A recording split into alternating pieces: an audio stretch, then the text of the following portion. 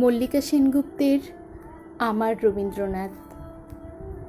রবীন্দ্রনাথ আমার খুব কাছের মানুষ নন, আবার খুব দূরবর্তী দারুমূর্তিও নন।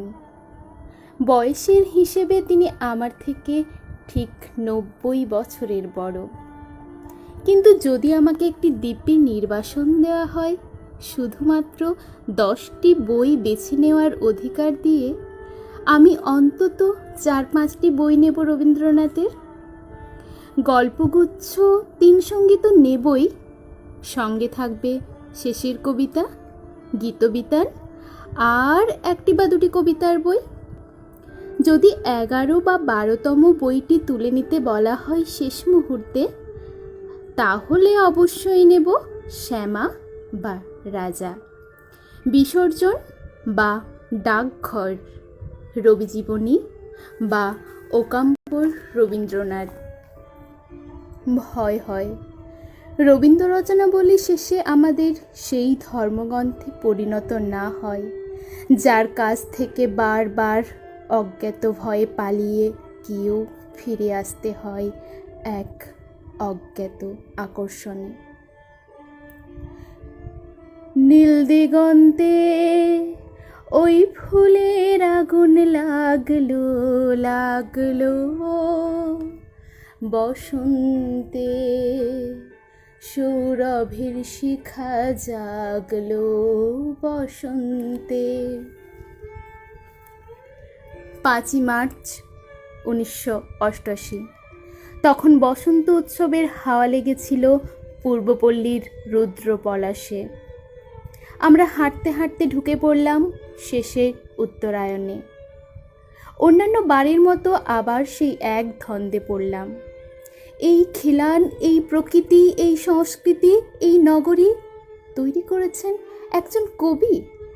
কবি তো নির্জনচারী, অথবা উত্তাল মাতাল, হাঁটু গেড়ে বসা প্রেমিক, অথবা দৌর্পিত সম্রাট, প্রকৃতিমুগ্ধ অথবা নগর বিদ্বেষী।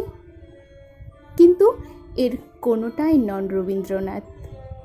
এত প্রথা বিরুদ্ধ ব্যক্তিত্বের মানুষটিও ক্রমে ধর্মভীরু বাঙালির কাছে হয়ে উঠেছেন রবি ঠাকুর। এটাই মজা। আর এই ঠাকুর বাড়ি দর্শনের জন্য একদিকে যেমন বারবার ছুটে আসেন শহরের শ্রেষ্ঠ বুদ্ধিজীবীরা, অন্যদিকে তেমনই গ্রামগঞ্জ ছেটিয়ে লাক্সারি বাসে করে চলে আসেন সহজ পাঠ না পড়া ঠাকুর দর্শনার্থীরা। এমনই এক দল আমাদের পাশে দাঁড়িয়ে দেখছিলেন রবীন্দ্রনাথ আর ইন্দিরা গান্ধী, মানে ইন্দিরা দেবীর একটি ছবি। ওই অবোধ ভিড় থেকে ছুটে আসে মন্তব্য, দেখ দেখ ইন্দিরা গান্ধী আর রবি ঠাকুর। আমার পাশ থেকে পম্পা আর থাকতে না পেরে বলেই ফেলল, দেখুন উনি ইন্দিরা গান্ধী নন, রবীন্দ্রনাথের ভাইজি ইন্দিরা দেবী। কিন্তু মন্তব্যকারীরা আত্মবিশ্বাসে ভরপুর, হেসে পম্পাকে উড়িয়ে দিয়ে বলল, কিচ্ছু জানে না রে, ইন্দিরা গান্ধী তো এখানে পড়তেন, এটা ওনারই ছবি। রবীন্দ্রনাথ যখন এতটাই জনসাধারণের, তখন বলতেই পারি বাঙালির বেসিক নিড 5টি নয় 6টি: খাদ্য, বস্ত্র, বাসস্থান, প্রাথমিক শিক্ষা, চিকিৎসা এবং রবীন্দ্রনাথ। তারপর ঠাকুর পুজো কে কিভাবে করবে তা তারাই ঠিক করে নেবে। চায়ের দোকানের কেষ্ট হয়তো সাঁই বাবা আর নেতাজির মাঝখানে টাঙানো রবি ঠাকুরের ফটোই ধূপ জ্বালিয়ে সন্ধ্যা দেয়। আবার রবীন্দ্র গবেষিকা নীল আঁচল উড়িয়ে চলে যান রতন কুঠি থেকে রবীন্দ্র ভবনের দিকে। মনে করা মুশকিল আমি কবে প্রথম রবীন্দ্রনাথের কোন গানটি শুনেছিলাম।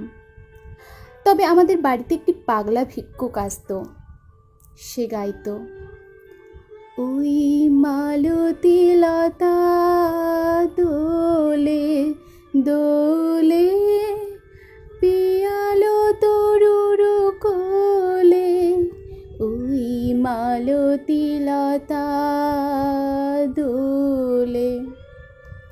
তবে তবে সে প্রত্যেকটি শব্দের শেষে ম শব্দটি যোগ করে দিত, অর্থাৎ সে গাইতো, ওই মালতী লতাম দোলেম দোলেম। কিন্তু তার কণ্ঠটি ছিল বড় মায়াময়, কোনো দিনও ভুলব না। আমি কখনো গান শিখিনি। মা বলতেন গলায় সুর নেই। আমার আশপাশ দিয়ে সমবয়সীরা গানের খাতা নিয়ে চলে যেত বিকেলের ক্লাসে। ওই রাজ্যটি ছিল আমার চেতনার অতীত। কিন্তু জন্মাবধি কতবার কতভাবে রবীন্দ্রনাথ গাইতে শুনেছি মানুষকে। যখন ট্রেনে করে ইউনিভার্সিটি যেতাম, একজন কুষ্ঠরোগী গাইতো, দিনগুলি মোর সোনার খাঁচায় রইল না সে যে আমার নানা রঙের দিনগুলি। বলাই বাহুল্য, সে না জেনেই গাইতো। মাত্র ২৬ বছর বয়সে বিধবা হওয়া আমার এক পরিচিত মেয়ের গলায় শুনেছিলাম, আমার দিন ফুরালো ব্যাকুল বাদল সাজে, আমার দিন ফুরালো।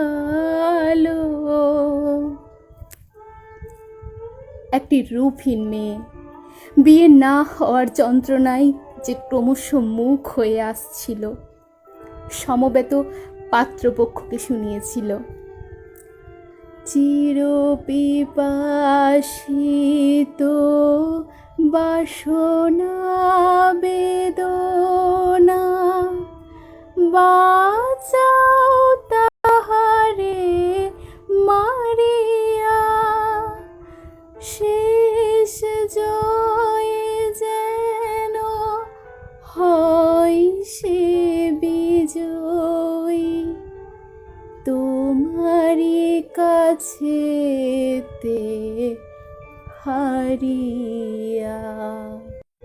এমনিতে যে গান অসংখ্যবার শুনেছি, এক বিশেষ পুরুষের গলায় সে গান শুনে আমূল কেঁপে উঠেছিলাম।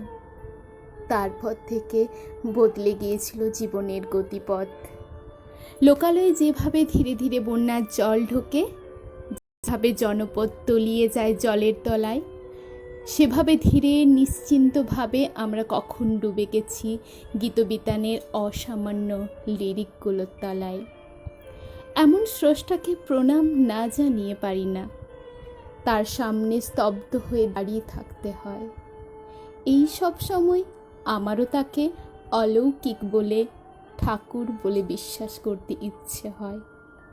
তাকে অর্ধেক বুঝে অর্ধেক না বুঝে মনে হয় তিনি এক অতিকায় টেরোডেকটাইল, যার প্রাগ ঐতিহাসিক ডানার নিচে নিশ্চিন্তে ঘরকন্যা করছে আমাদের আবহমান সংস্কৃতি। বেলা অবেলা এবং কালবেলার মাঝখানে অনড় দাঁড়িয়ে আছেন রবীন্দ্রনাথ, আমার রবীন্দ্রনাথ। তাকে প্রণাম।